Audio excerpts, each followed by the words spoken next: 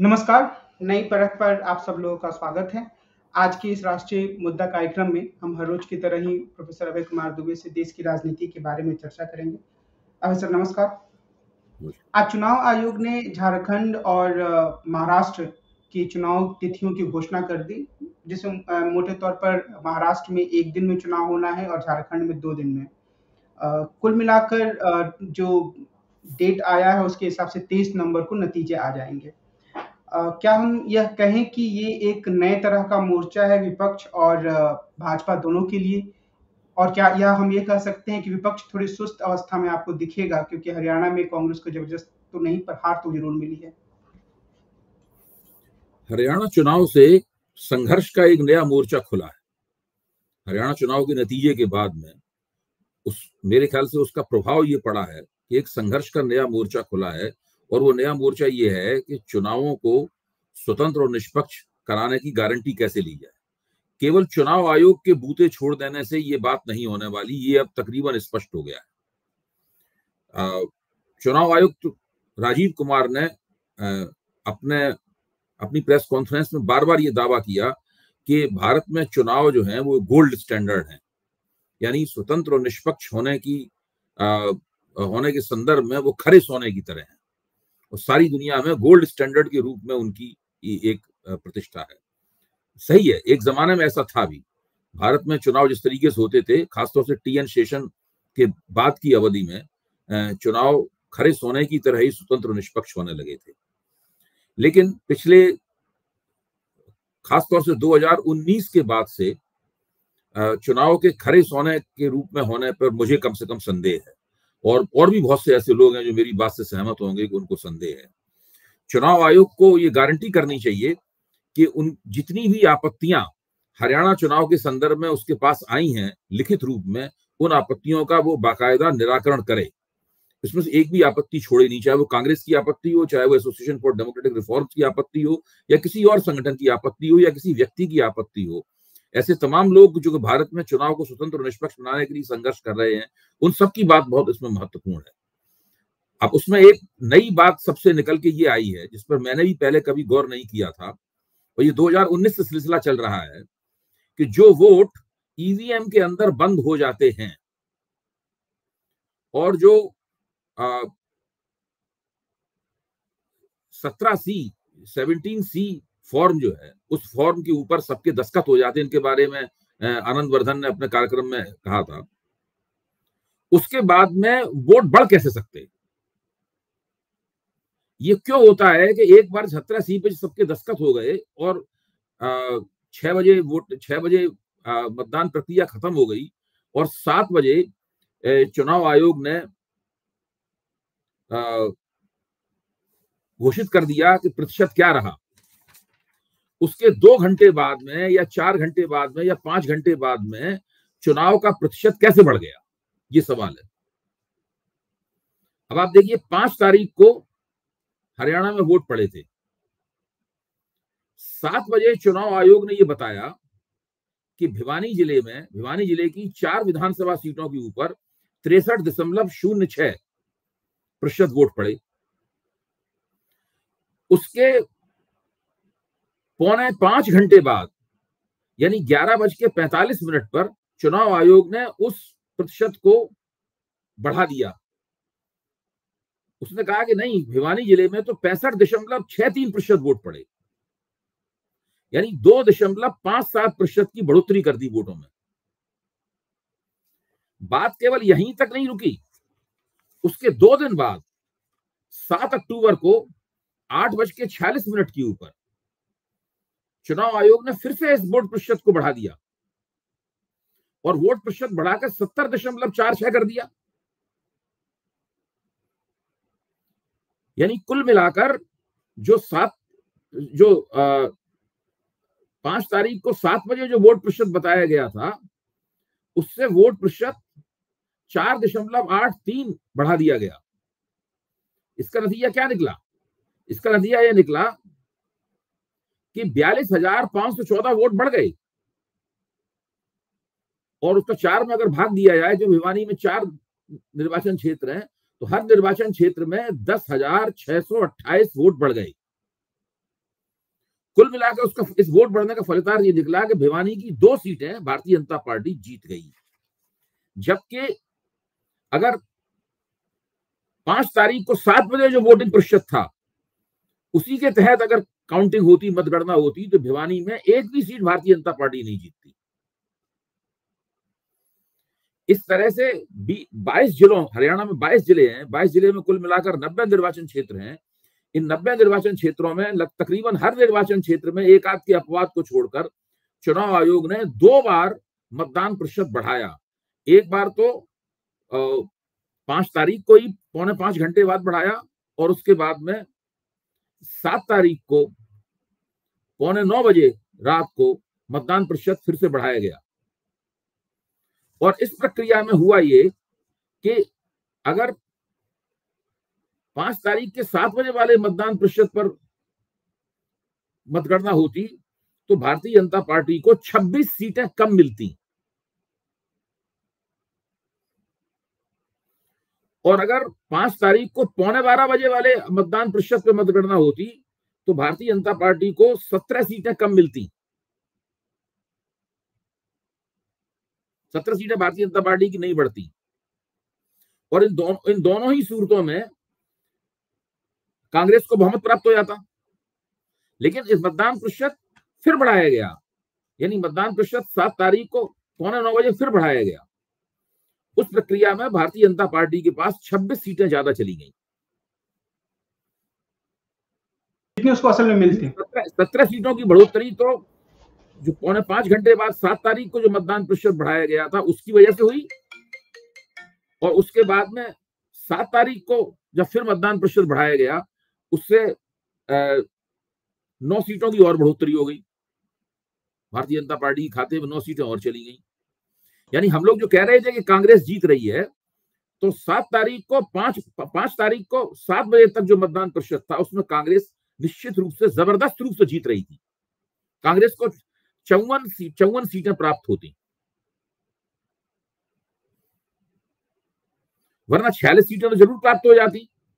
अगर 12 बजे वाले बढ़ोतरी के बावजूद बढ़ोतरी पर ही मतगणना होती तो 46 सीटें तो उसमें भी प्राप्त हो जाती।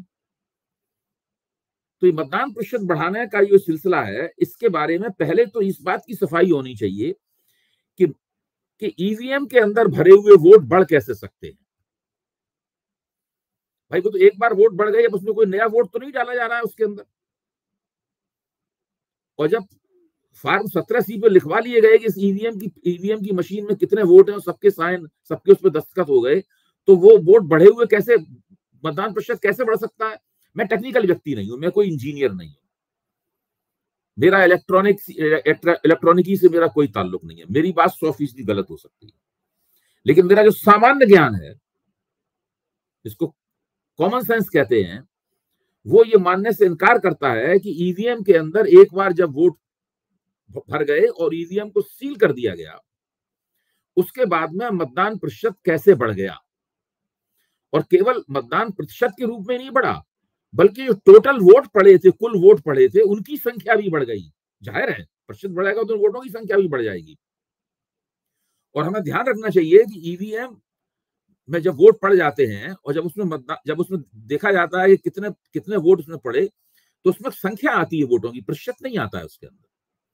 प्रतिशत तो चुनाव आयोग जोड़ भागी करके निकालता है। तो वो कैसे होता है, मतलब वो वोटों की संख्या कैसे बढ़ गई उसके अंदर?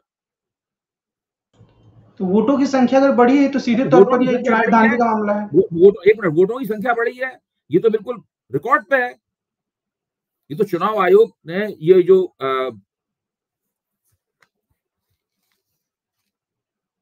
पीआईबी, प्रेस इंफॉर्मेशन ब्यूरो की रिलीज के जरिए बताया गया है कि वोटों का प्रतिशत इतना बढ़ गया।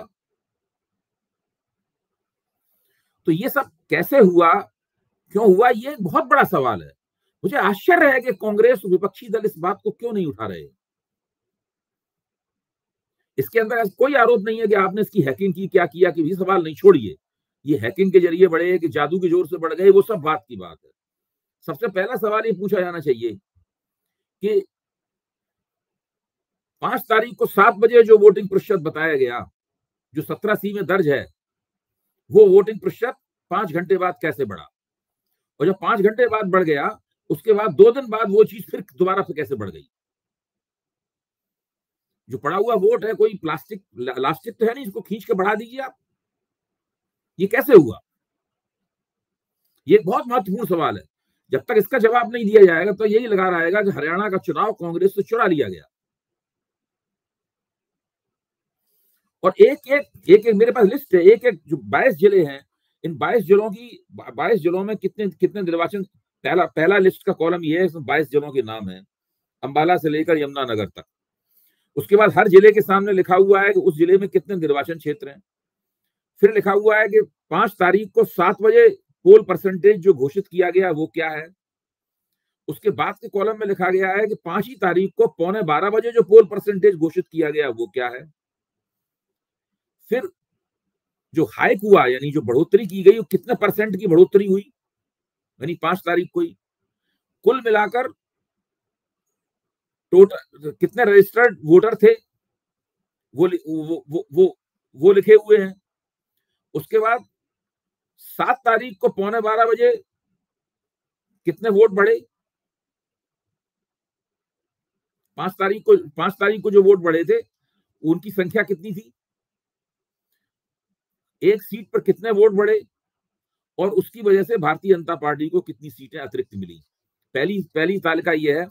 दूसरी तालिका में इन्हीं आंकड़ों के साथ में 7 अक्टूबर को 8:45 बजे जो वोट बढ़ाए गए उनका प्रतिशत लिखा हुआ है, और उनकी वजह से कुल कितने वोट बढ़े ये लिखे हुए हैं।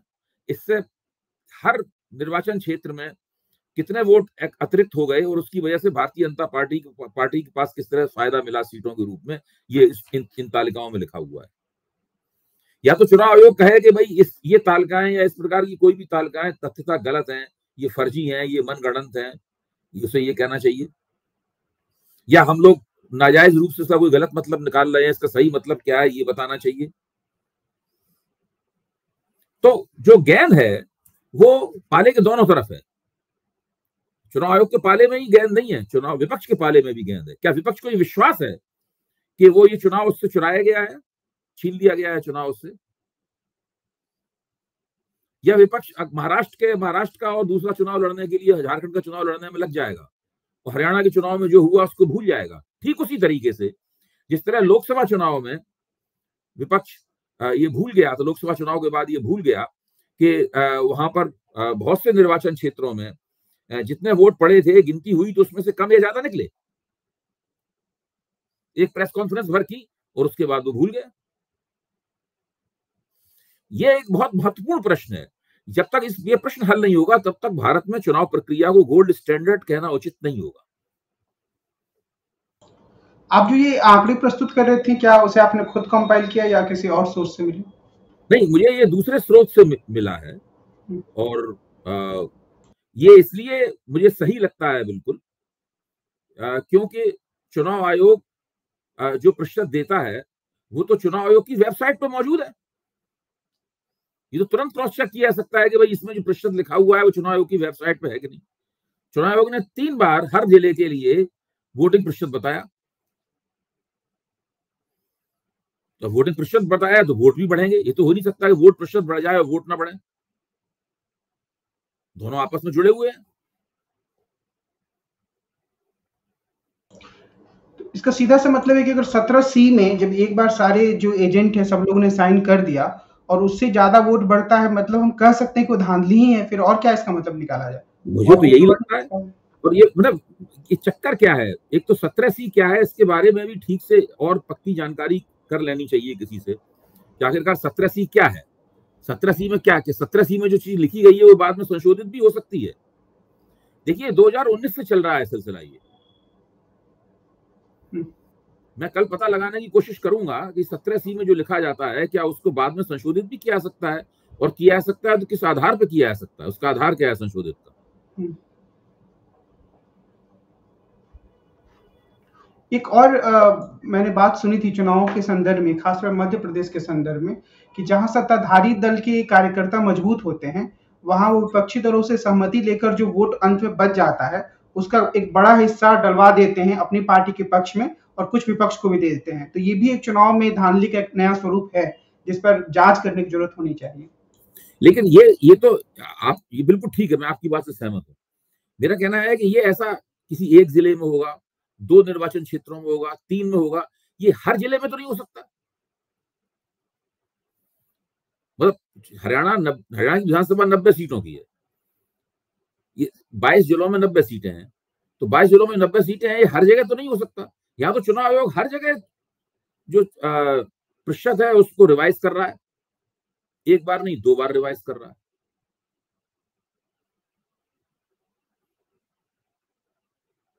चुनाव आयोग पर झारखंड मुक्ति मोर्चा के जो प्रवक्ता उन्होंने भी आरोप लगाया कि पहले से ही डेट्स पता चल जाती हैं कांग्रेस भारतीय जनता पार्टी के नेताओं को। तो कुल मिलाकर जैसे अगर हम सेशन के दौर से और वर्तमान दौर में तुलना करें तो उन गिरावट को हम किस रूप में देख सकते हैं? क्या इस सिर्फ ये चुनाव प्रक्रिया स्वतंत्र एवं निष्पक्ष नहीं है, इसके 2-3 स्तर हैं। एक स्तर तो ये है कि सत्ताधारी दल के साथ मिलकर उसकी मर्जी और सुविधा के अनुसार तारीखें और चुनाव कितने चरण में हो ये तय किया जाए। एक स्तर तो ये है जो झारखंड मुक्ति मोर्चे का आरोप है। दूसरा स्तर वो है जिसके अंदर राम रहीम को छोड़ा जाता है ताकि वो लोगों को प्रभावित करे, जबकि वो हत्या और बलात्कार में सजा काट रहा है। दूसरा स्तर ये है उसका। और जो विपक्ष के आरोपों का जवाब नहीं देना, विपक्ष के लोगों को ज्यादा नोटिस देना, उनकी ऊपर ज्यादा पाबंदियां लगाना चुनावी मुहिम के दौरान, सत्ताधारी पक्ष सांप्रदायिकता भड़का रहे हैं, गालियां बक रहे हैं, उसकी तरफ ध्यान न देना। और उसमें प्रधानमंत्री को एक विशिष्ट हैसियत, हमेशा प्रधानमंत्री को विशिष्ट हैसियत प्रदान कर देना, कभी उनकी बात पर कोई आपत्ति नहीं लेना, कभी कोई संज्ञान ही नहीं लेना उनके खिलाफ। ये चुनाव में स्वतंत्र और निष्पक्ष होने में जो कमी है उसका दूसरा स्तर है। और ये अभी हम लोग जो चर्चा कर रहे हैं ये उसका तीसरा स्तर है, जो सर्वोच्च स्तर है। अब ये झारखंड मुक्ति मोर्चे को, कांग्रेस को, राष्ट्रवादी कांग्रेस को, उद्धव ठाकरे की शिवसेना को, सबके लिए ये निर्णय करने वाली बात है कि वो किस स्तर की लड़ाई लड़ेंगे। वो इस स्तर की लड़ाई लड़ेंगे कि भाई पूछेंगे चुनाव आयोग से कि भाई ये देखिए पिछले लोकसभा चुनाव में भी इस तरह प्रतिशत बढ़ाया गया था, ये 2019 में भी बढ़ाया गया था। मैं अपनी कमी मानता हूं कि मतलब मैंने इस तरफ ध्यान नहीं दिया, विपक्ष ने भी ध्यान दिया, लेकिन कुछ खास विपक्ष ने उसको थोड़ी दूर तक ले नहीं गए वो लोग। ये एक बहुत महत्वपूर्ण मसला है कमल, और इसको बार बार उठाया जाना चाहिए, और इसके बारे में अगर जो जरूरी अध्ययन वगैरह हो वो अध्ययन भी कर लिए जाने चाहिए। विपक्ष के पास कौन सा विकल्प है, उनको क्या करना चाहिए आपके अनुसार? देखिए, एक बार अगर विपक्ष को विश्वास हो जाता है कि उनसे जीता हुआ चुनाव चुराया गया है, भले ही एक, और अगर केवल हरियाणा के संदर्भ में जो सबसे ताजा चुनाव वही है, ये विश्वास हो जाता है, तो विपक्ष को स्पष्ट रूप से आपस में एकता करके सलाह मशवरा करके ये कहना चाहिए कि हम इन ईवीएम मशीनों के साथ चुनाव नहीं लड़ेंगे। इसका मतलब ये है कि इन ईवीएम मशीनों के साथ में ऐसी तमाम छेड़छाड़ हो सकती है जिसको हैकिंग मालूम ना भी कहा जाए, तब भी एक छेड़छाड़ हो सकती है उसमें। भाई जाहिर है कि अगर हर जिले में जब वोट बढ़ रहे हैं, वोट प्रतिशत बढ़ रहा है, वोटों की संख्या बढ़ रही है, तो उसका लाभ केवल भारतीय जनता पार्टी को होता दिखाई पड़ रहा है, कहीं भी कांग्रेस को लाभ होता हुआ नहीं दिखाई पड़ रहा। तो इसका मतलब है वोट जो बढ़ रहे हैं वो कांग्रेस के बढ़ रहे हैं, वोट भाजपा के वोट बढ़ रहे हैं, इसका यही मतलब हुआ ना। एक और जो तर्क दिया जाता है, जैसे कि आपने 2019 के बाद के चुनाव पर एक संदेह व्यक्त किया कि उन चुनाव के बारे में क्या कहें जहां विपक्षी दलों को जीत मिली है। जब वो जीत, कहा जाता है कि जब वो जीत जाते हैं तब सब ठीक है, जब हार जाते हैं तो कहते हैं कि गड़बड़ी हो रही है। देखिए, मैं भी इस तर्क को लगातार देता रहा हूं।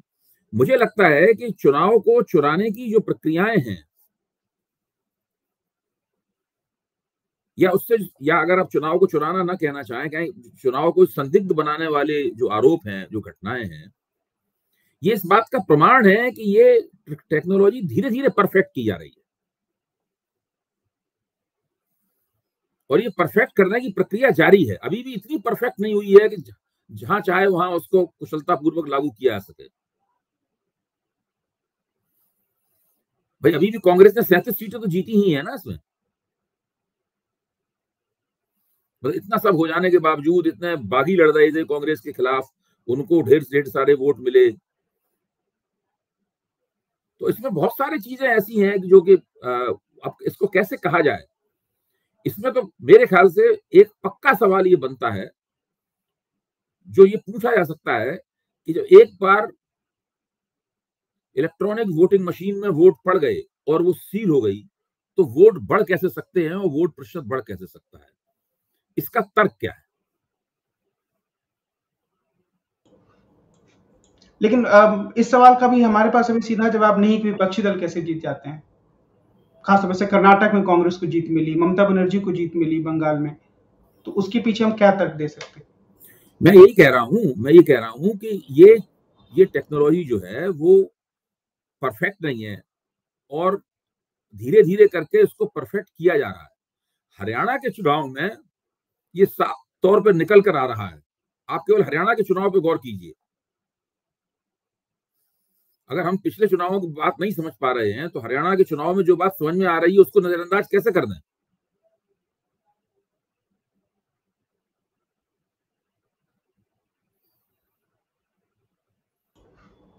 और इसमें अगर कुछ एनालिटिकल दांवपेच किया गया है इसके अंदर, तो दांवपेच बताया जाए कि भाई दांवपेच इसलिए किया गया है।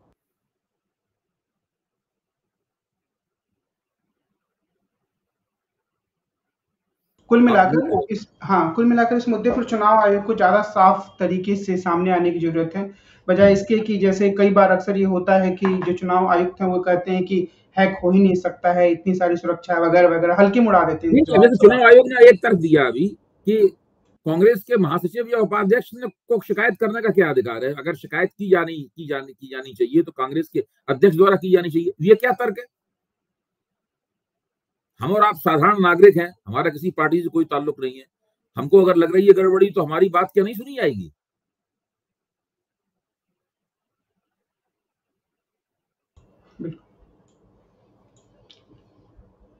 आज की बातचीत को हम इस बिंदु पर रोकते हैं, लेकिन आगे भी हम चुनाव सुधार या चुनाव ज़्यादा बेहतर तरीके से कैसे हो, या जो चुनाव हुए हैं क्या उनमें सच में कुछ ऐसी गड़बड़ी है जिस पर बहुत गहराई से विचार करने की जरूरत है, इन सब मुद्दों पर बातचीत करते रहेंगे। आज की बातचीत के लिए वैसे आपको बहुत बहुत धन्यवाद। नमस्कार।